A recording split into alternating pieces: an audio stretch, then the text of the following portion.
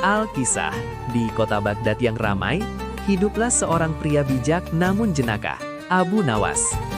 Suatu pagi yang cerah, Abu Nawas duduk di teras rumahnya, memikirkan sesuatu yang sangat mengganggu pikirannya. Ia memiliki seorang tetangga yang rumahnya besar dan penuh harta, namun terkenal sangat pelit dan perhitungan. Setiap koin dihitung, setiap barang dijaga dengan ketat. Sudah saatnya tetangga ini mendapat sedikit pelajaran, pikir Abu Nawas sambil tersenyum penuh arti. Rencana pun disusun dalam benaknya. Ia memutuskan untuk pergi ke rumah si tetangga dengan sebuah tujuan, meminjam barang. Dengan langkah yakin, Abu Nawas berjalan menyusuri jalanan berdebu menuju gerbang rumah si kaya. Tujuannya bukanlah emas atau permata, melainkan sebuah panci masak yang besar. Abu Nawas tiba di rumah tetangganya dan disambut dengan wajah curiga. "Apa maumu, Abu Nawas?" tanya si tetangga dengan ketus. Dengan sopan, Abu Nawas menjawab, "Tuan, hamba butuh meminjam panci besar untuk memasak jamuan malam ini." Meskipun enggan, si tetangga akhirnya meminjamkannya, mencatatnya dengan teliti di buku utangnya. Keesokan harinya Abu Nawas kembali. Ia tidak hanya membawa panci besar yang dipinjamnya, tetapi ada sebuah panci kecil baru di dalamnya. Si tetangga mengernyitkan dahi. "Abu Nawas, kenapa ada dua panci? Yang kecil ini milik siapa?" Abu Nawas tersenyum polos. "Oh, selamat ya Tuan. Semalam panci besar milik Tuan melahirkan panci kecil ini di rumahku. Karena ini anaknya, tentu ini juga milik Tuan." Si tetangga yang terkenal serakah itu matanya langsung berbinar. Ia tidak pernah mendengar panci bisa melahirkan. Tapi ide mendapatkan panci gratis tanpa mengeluarkan uang membuatnya sangat gembira. Logika dan akal sehatnya seketika hilang, tertutup oleh ketamakan. Tanpa pikir panjang, ia tertawa senang. "Wah, terima kasih Abu Nawas. Aku baru tahu panci bisa melahirkan. Sungguh kejadian yang luar biasa." Ia dengan cepat mengambil panci besar dan panci kecil itu, lalu menyimpannya ke dalam gudang dengan perasaan puas. Di dalam hatinya, ia merasa telah mendapatkan keuntungan besar dari kebodohan Abu Nawas. Hari-hari berikutnya, ia terus tersenyum sendiri, membayangkan betapa beruntungnya ia memiliki panci ajaib itu. Beberapa hari berlalu, Abu Nawas datang lagi ke rumah si tetangga kaya itu.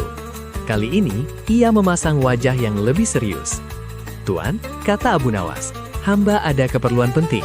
Bolehkah hamba meminjam panci terbesar dan paling mahal yang Tuan miliki?" Kali ini, reaksi si tetangga sangat berbeda. Ia tidak lagi curiga atau enggan. Pikirannya dipenuhi harapan bahwa panci mahal itu juga akan melahirkan panci kecil lainnya. Dengan semangat berapi-api, ia segera lari ke gudang dan mengambil panci tembaga terbesar yang harganya sangat mahal. "Tentu saja Abu Nawas, pakailah selama yang kau butuhkan," ujarnya sambil menyerahkan panci itu dengan senyum lebar.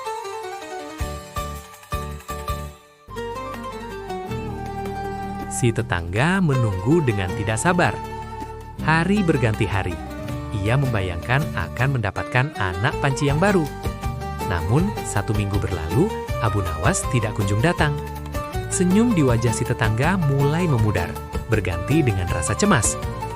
Ia mulai mondar-mandir di depan rumahnya, melihat ke arah jalan, berharap melihat sosok Abu Nawas membawa panci mahalnya beserta anaknya. Hari ke-8, kesabarannya habis. Panci mahal itu sangat berharga baginya. Rasa khawatir mulai menggerogoti hatinya. Akhirnya, ia memutuskan untuk tidak menunggu lagi. Dengan langkah tergesa-gesa dan wajah penuh kekhawatiran, ia berjalan menuju rumah Abu Nawas untuk menagih miliknya kembali. Sesampainya di rumah Abu Nawas, si tetangga langsung berteriak, "Abu Nawas, mana panci mahalku? Sudah seminggu kau pinjam, kenapa belum dikembalikan?" Abu Nawas keluar rumah dengan langkah gontai. Wajahnya dipenuhi kesedihan yang mendalam, seolah baru saja kehilangan kerabat dekat. Ia menundukkan kepalanya dan berkata dengan suara bergetar, "Aduh Tuan, maafkan hamba. Hamba punya kabar yang sangat duka." Si tetangga bingung. "Kabar duka apa? Cepat katakan, mana panciku?" Abu Nawas menarik napas panjang, lalu berkata pelan, "Panci milik Tuan sudah meninggal dunia kemarin malam."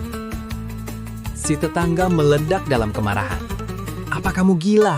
teriaknya. Wajahnya merah padam. "Mana ada panci bisa meninggal? Panci itu benda mati. Jangan bercanda. Kembalikan panciku sekarang juga, atau kulaporkan kau ke hakim." Abu Nawas tetap tenang menghadapi amarah itu. Dengan nada bicara yang lembut namun tajam, ia menjawab, "Tuan, mohon tenang. Tempo hari saat hamba bilang panci Tuan melahirkan, Tuan percaya begitu saja dan dengan senang hati menerima anaknya. Sekarang, kalau Tuan bisa percaya panci adalah makhluk hidup yang bisa melahirkan, kenapa Tuan tidak bisa percaya kalau panci juga bisa meninggal? Semua yang bernyawa pasti akan mati, bukan?"